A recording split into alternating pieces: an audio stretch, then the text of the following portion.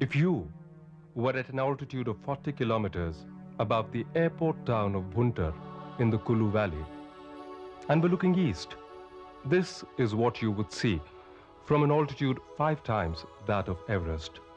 The entire valley of the Parvati River, the biggest of the tributaries of the Beas, the main river of the Kulu Valley. In the far distance, from where the sun rises, can be seen the march of the great western Himalayas. At the head of the Parvati Valley lies the Pin Parvati Pass into Spiti's Pin River Valley. On the left is a maze of mighty mountains as the Himalayas skirt the watershed of the Parvati. Chota Shigri, White Sail, the Sara Unga Pass, and further right, terminating in a jumble of glaciers at the headwaters of the Parvati, Tiger Tooth, Snow Dome, Rubalkang, Kullu Makalu, Shigri Parvat, and Parvati Peak itself.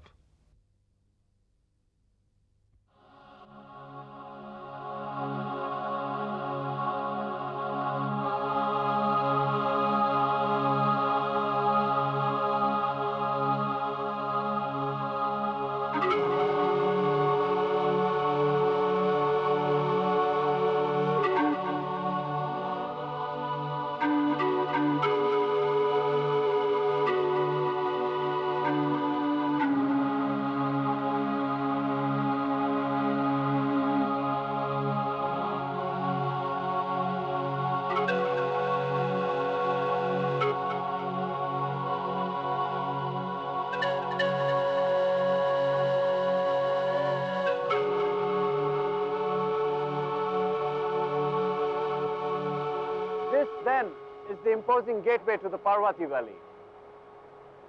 Forested slopes ending in near vertical cliffs and overhangs, atop which stand rows of giant deodar trees with their profiles cutting into the blue sky at 3,000 meters and more.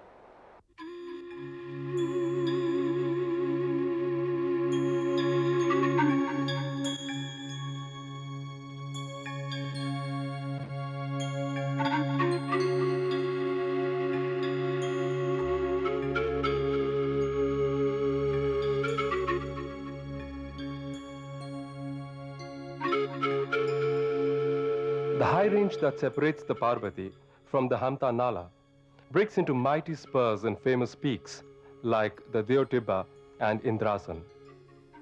Below this vast arena of mighty mountains is the Parvati Valley. The stream emerging from the Pin Parvati Pass is joined by the Tos Nala that emerges from the Sara Umga glacier systems. Further downstream, the Parvati is joined by torrents tumbling down from both sides of the valley, and then past Pulga and Manikaran, it is joined by the Malala stream. Beyond Pulga, the Parvati Valley ascends southeastwards, meeting up with the Dibi Bokri Nala that rises from the icy slopes of the Kullu Makalu and Rubalkang. This is wild country, and from the snowfields and glaciers peering from behind giant rock faces, you can feel the proximity of the great Himalayan range itself. This is the terrain of the brown bear, the ibex, and the exotic mountain goats.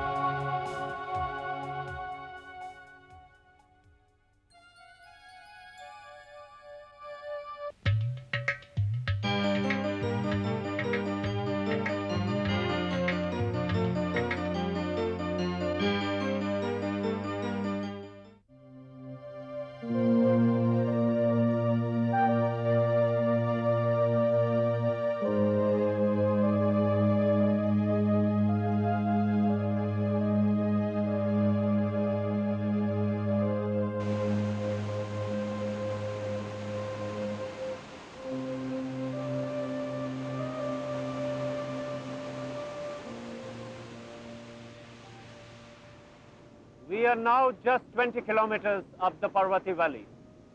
Here the Malana River joins the Parvati. The Malana River starts from its source in the Malana Glacier, passing by and giving its name to the fabled Malana village.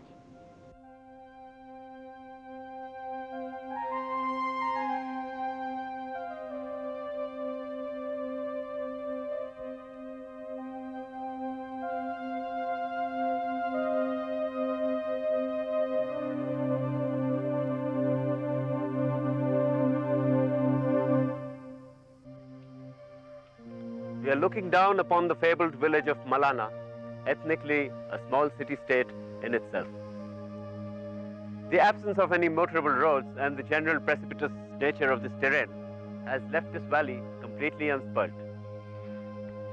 The Dardic features of the people here and their exclusivist tribal laws has created many strange histories for this place. The story goes that one of Alexander's generals deserted with 40 of his soldiers and came and founded this village. As legend has it, Jamlu Devta arrived in Malana riding a white stallion. Replicas are placed on the altar by the devout, whose prayers have been answered by the Devta.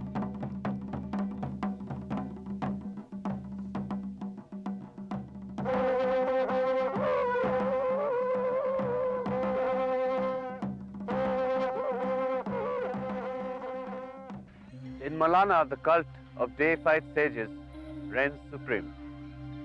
Here, Jamadagni Rishi is all-powerful, and he speaks his wishes to the people through the oracle, who is known as the Gur. At present, there is no Gur here, the last one having died nearly 10 years ago. This is the seat of the village judiciary and executive. Disputes in the village are arbitrated here, and their decision is final. The ancient system of Panchayati Raj is practiced here till this very day.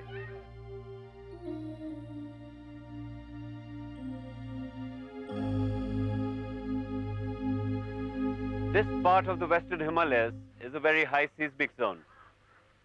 So you see, over the centuries, the local architecture has developed in a very special fashion. A modern house, when it's built with concrete, will resist the shock of an earthquake, and hence it can crack and fall down. This local house, what you see, is stones interspersed with entire beams of wood. In the corners of the house are no stones. It's only one log resting upon another. When an earthquake hits this kind of a house, the entire house moves with the earthquake, but it will never fall down.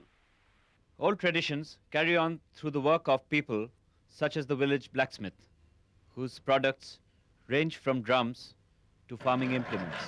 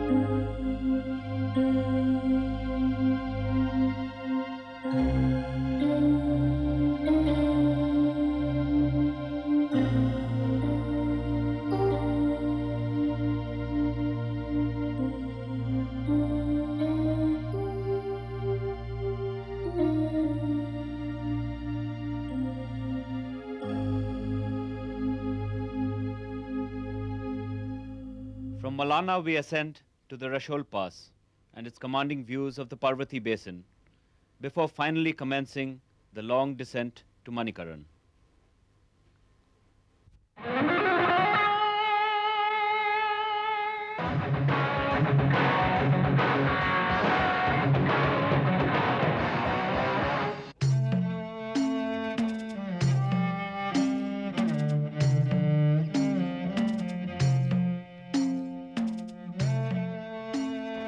35 kilometers up the Parvati Valley lies Manikaran. Manikaran literally means the jewel of the year. It is said that Parvati, the consort of Lord Shiva, lost a earring when she came to bathe in the waters of Manikaran. And hence, the village gets its name.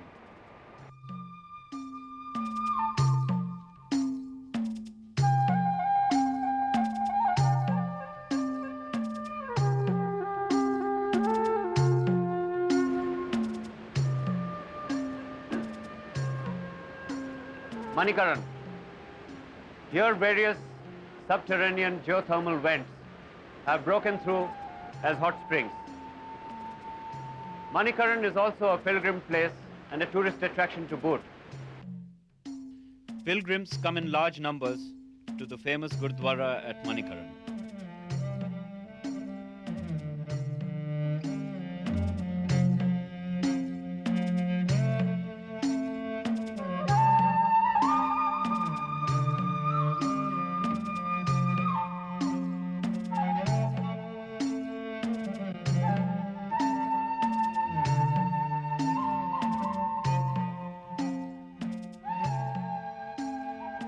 The problems that have manifested themselves and made Badrinath and Garhwal an urban nightmare have also hit this idyllic spot, giving way to the usual ugly sprawl of cheap lodging houses and dharamshalas.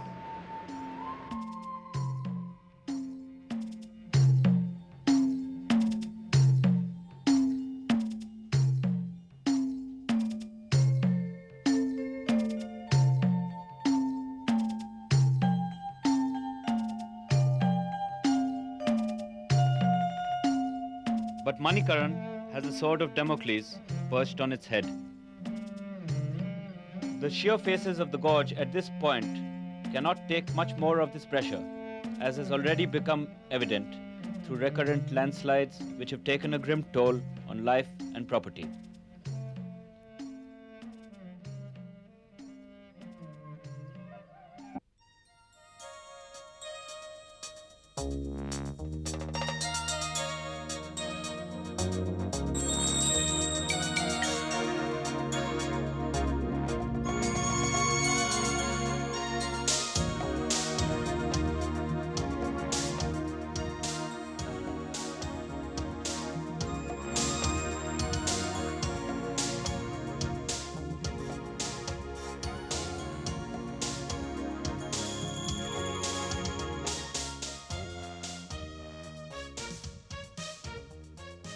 In fact, random construction, deforestation, and overgrazing have destabilized a large part of the lower Parvati Valley. This is Shat Nala, where flash floods killed nearly 40 people and destroyed houses, orchards, and fields this summer.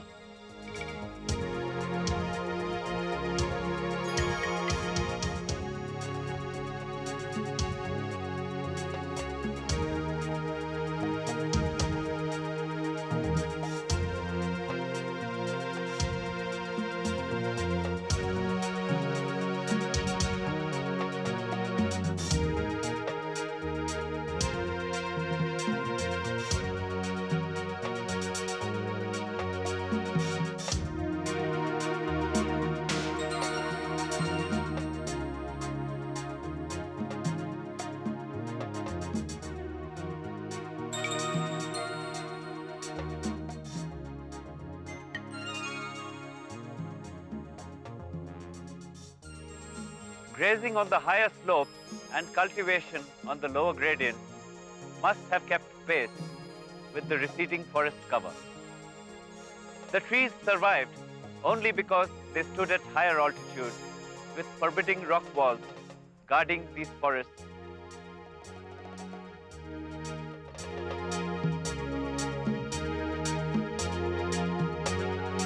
Most of the population of the Parvati lies in the main and the northern valleys. The other bank is comparatively undisturbed. It is to the south side that we must go to see an example of what the lower Himalayan forests must have been like not so very long ago.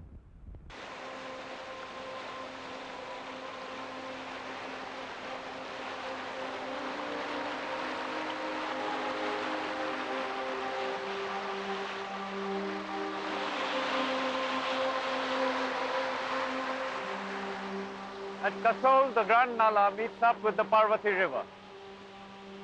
And it is in the side valleys of this Nala that we find one of the rarest forest types nowadays. An evergreen broadleaf forest, rich in species not encountered elsewhere in the entire Beas Valley.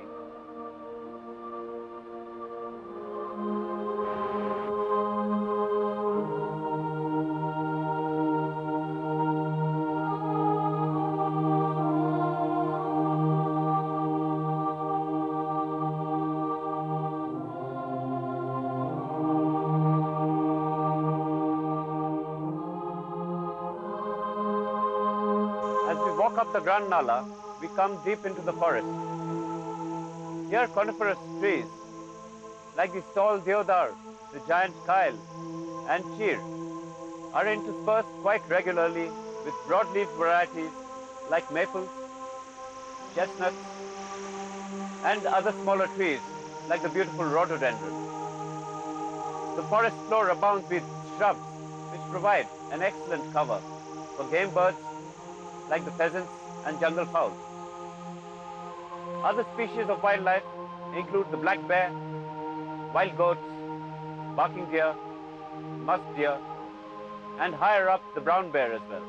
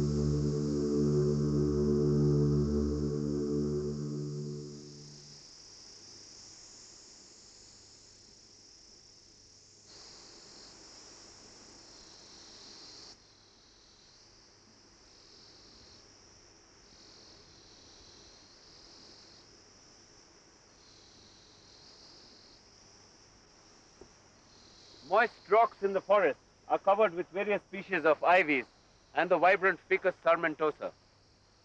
While within the forest, the prominent climbers are Hedera nepalensis and various species of Polygonum and Polysticum.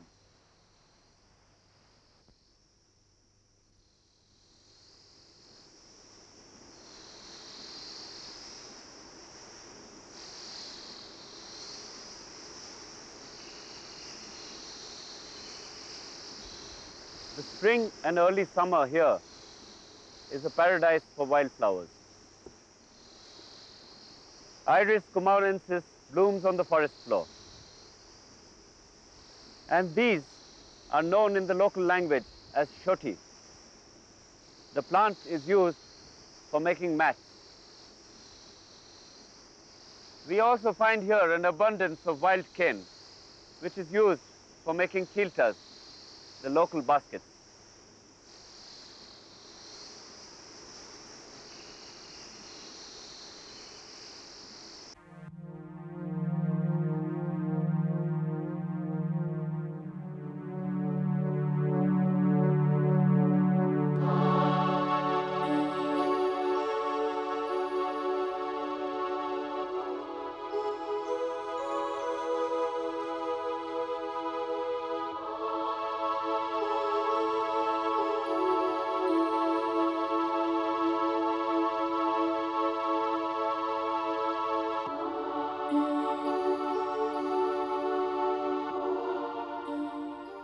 Grand Nala today is a protected place, the heart of the Kanawar sanctuary.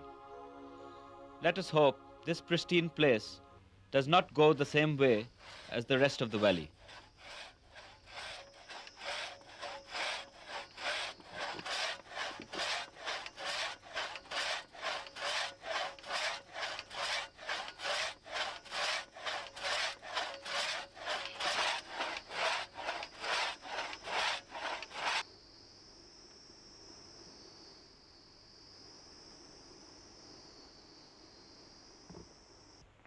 Over the centuries, the hill folk have developed very scientific ways of farming.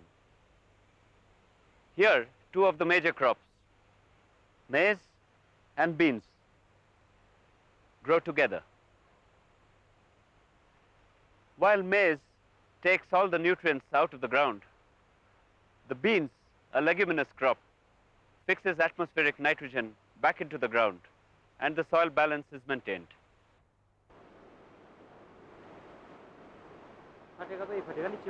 Another major problem afflicting most Himalayan areas where development has made inroads: dynamiting for fish. The horrible part is that though hundreds of fish get stunned or killed by the blast, only a few are retrieved from the fast-flowing waters. Sometimes none, as in this case where the dynamite got swept downstream.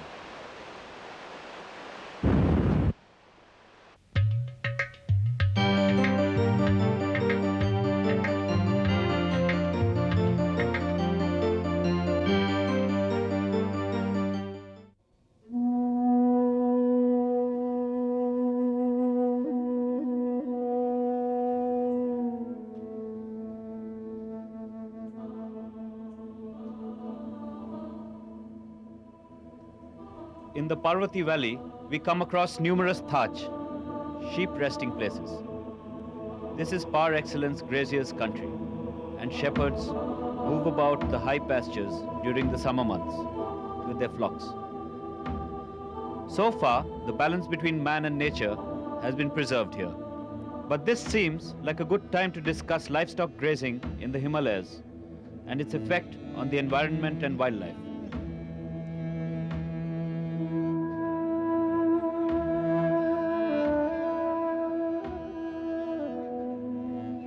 It has now been recognized that migratory flocks of domestic animals play a very important role in the Himalayan ecosystems and have done so for centuries.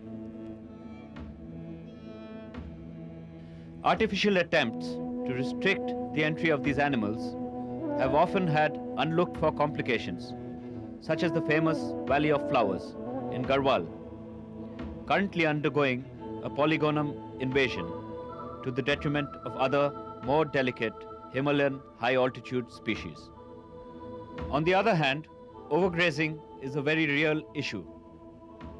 Once grazing reaches the point where it begins to significantly alter the structure and composition of the vegetation, it becomes a threat not only to the wildlife and species diversity, but to every component of the ecosystem. Consequently, overgrazing is probably due to the concentration of flocks in already overburdened areas, indicating serious lacunae in the permit system that organizes grazing in the Western Himalayas. The next few years are critical for the Parvati, with a giant hydroelectric project on the drawing board. However, it remains to be seen how far will the requirements of hydroelectric development affect the ecosystem of Parvati Valley.